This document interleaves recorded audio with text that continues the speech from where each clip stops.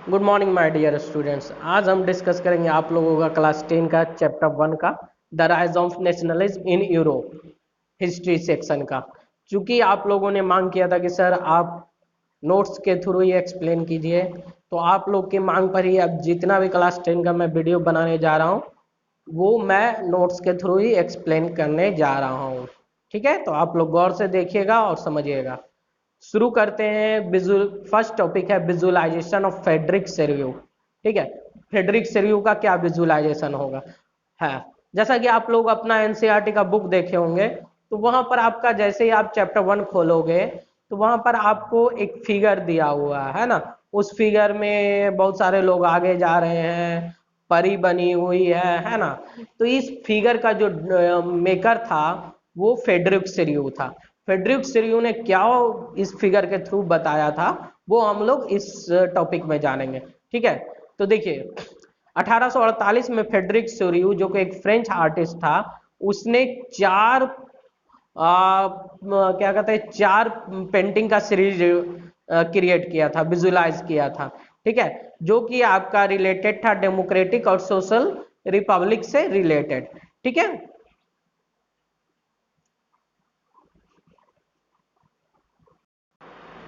तो देखिए second point है, तो फिजुअल जो विजुअलाइजेशन किया था फेडरिक सेरियो ने, इसमें फ्रेंच रिवोल्यूशन को इसने और लिबर्टी को एक फीमेल के रूप में दर्शाया था।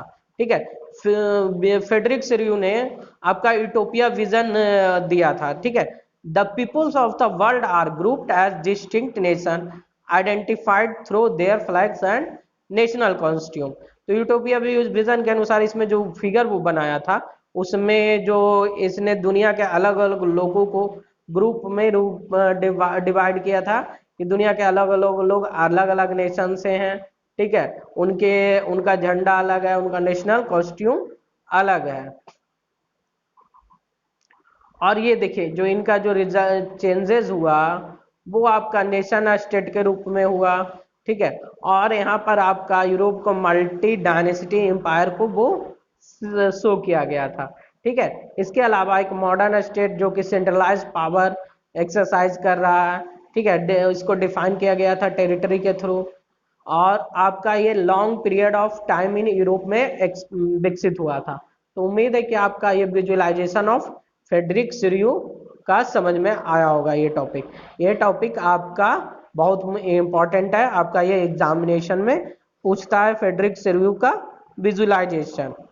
नेक्स्ट टॉपिक है आपका the French revolution and the idea of nation. तो फ्रेंच रिवॉल्यूशन क्या था और आइडिया ऑफ नेशन क्या था वो हम लोग जानेंगे। तो देखिए the first clear expression of nationalism come with French revolution in 1789। तो देखिए जो पहला क्लियर एक्सप्रेशन है नेशनलिज्म का फ्रेंच रिवॉल्यूशन में सबसे पहले 1789 ईस्वी में आया था। The political and constitutional changes that came in the wake of the French revolution led to the transfer of sovereignty from the monarchy to a body of French citizen.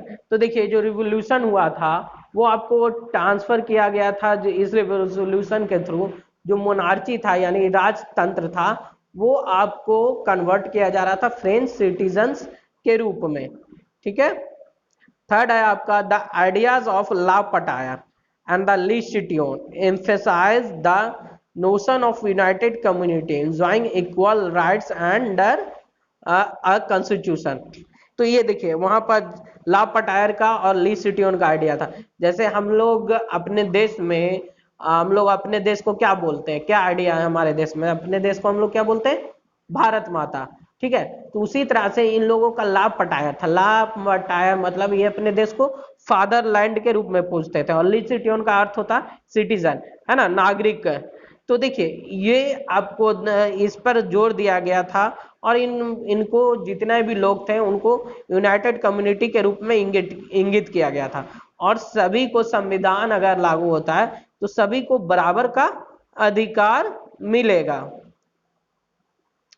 देखिए the state general was elected by the body of the active citizens and renamed the national assembly. तो इस देखिए जो state general का election हुआ था, जो citizen active थे, ठीक है, उनके द्वारा, और इसका नाम फिर हुआ था कौन सा, national assembly. Internal custom duty and dues were abolished and uniform system of weight and measures was adopted। इस दौरान क्या होता, फ्रेंच रिवॉल्यूशन के बाद जो कस्टम ड्यूटी था इंटरनल, जो अलग अलग जगहों पर अलग अलग लगता था टैक्स, तो उसको क्या किया गया था, खत्म कर दिया गया था, और एक समान एक रूपता वाले वेट और मेजर यूनिट को अडॉप्ट किया गया था। A student and other member of educated middle class began setting up Jacobin club। देखिए छात्र और जो मिडिल क्लास के शिक्षित लोग थे, उन्होंने जैकोबिन क्लब का निर्माण करना शुरू कर दिया था। ठीक है,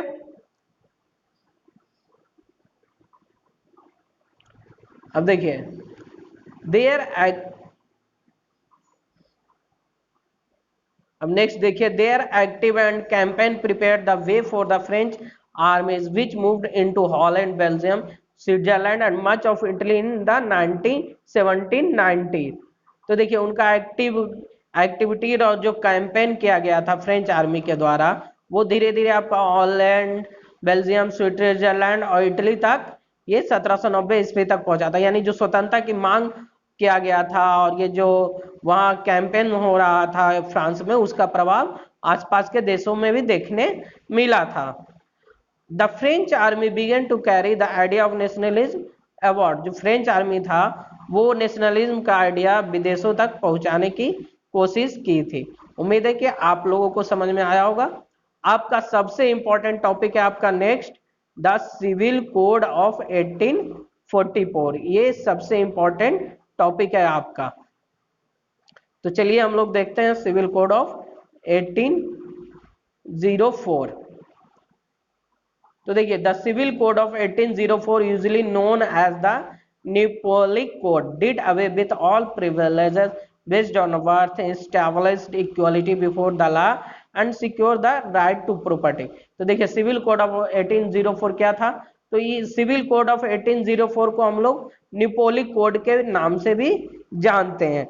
क्यों निपोलिक कोड के नाम से जानते हैं, क्योंकि जब नेपोलियन फ्रांस की सत्ता में आया था तो उसने जो राजाओं को प्रिविलेज मिलता था, जो राजकीय परिवारों को जन्म के आधार पर, उसको उसने खत्म किया। सभी लोगों को कानून के समान एक रखा और संपत्ति का अधिकार सिविल कोड ऑफ 1804 के द्वारा दिया गया। Napoleon simplified administrative divisions, abolished the feudal system and freed peasant from serfdom and manorial dues।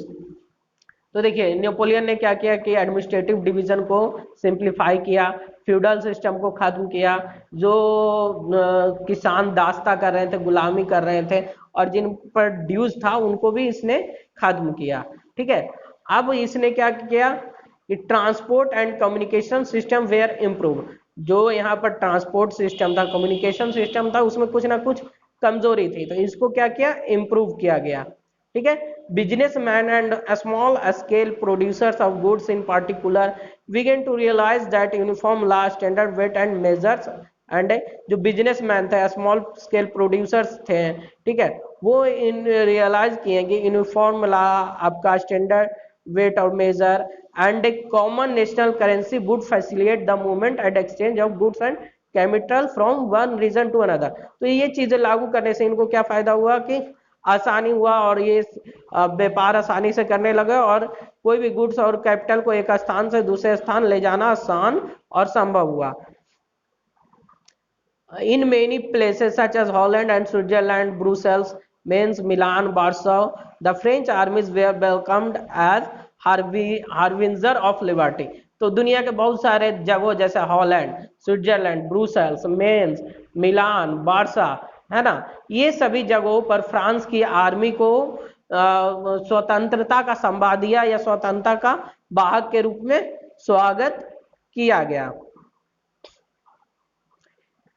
It became clear that the new administrative arrangement did not go hand in hand with political freedom। ये अब कि साफ था कि जो नया administrative arrangement था वो राजनीतिक मुक्ति के रूप में साथ ही साथ ये चलेगा नहीं, यानी जो राजनेता थे वो अपने बेनिफिट के लिए इसका प्रयोग नहीं कर सकते थे। ठीक है। Increase taxation, censorship, forced conscription into the French army is required to conquer the rest of all Europe, all seem to outweigh the advantage of the administrative system। तो क्या हुआ कि टैक्सेशन बढ़ा, सेंसरशिप लगाया गया, जो अगर षड्यंत्र होता था या फ्रेंच आर्मीज उनको देखते थे, धीरे धीरे इसका प्रभाव पूरे यूरोप पर देखने को मिला और ये एडमिनिस्ट्रेटिव चेंजेस का सबसे बड़ा फायदा हुआ। उम्मीद है कि आप लोगों को इतना तक समझ में आया होगा। नेक्स्ट है आपका drawback of civil code. Civil code का क्या ड्रॉबैक है वो हम लोग जानेंगे। तो देखिए, इससे पहला क्या हुआ कि टैक्स बढ़ा दिया गया, है ना। इसमें क्या हुआ कि टैक्स बढ़ा दिया गया, सेंसरशिप लागू किया गया और लोगों को जबरदस्ती फ्रेंच आर्मी को ज्वाइन करना पड़ता था। तो आप लोगों को इतना तक समझ में आया होगा। ये मेरा 2 टॉपिक आपका आज क्लियर हुआ, विजुअलाइजेशन ऑफ फ्रेडरिक शेरयू, ठीक है, आपका ये टॉपिक क्लियर हुआ। और the French revolution and the idea of nation आपका क्लियर हुआ।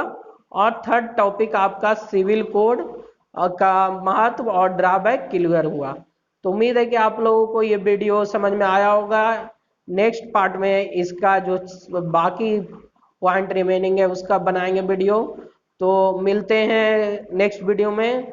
और हाँ, इस वीडियो को जरूर गौर से देखिएगा क्योंकि ये वीडियो आप लोग के मांग पर बनाया गया है ना। तो अगर कोई भी टॉपिक में कंफ्यूजन हो तो आप हमें मैसेज करके पूछ सकते हैं। मिलते हैं नेक्स्ट वीडियो में, तब तक के लिए थैंक यू और गुड बाय।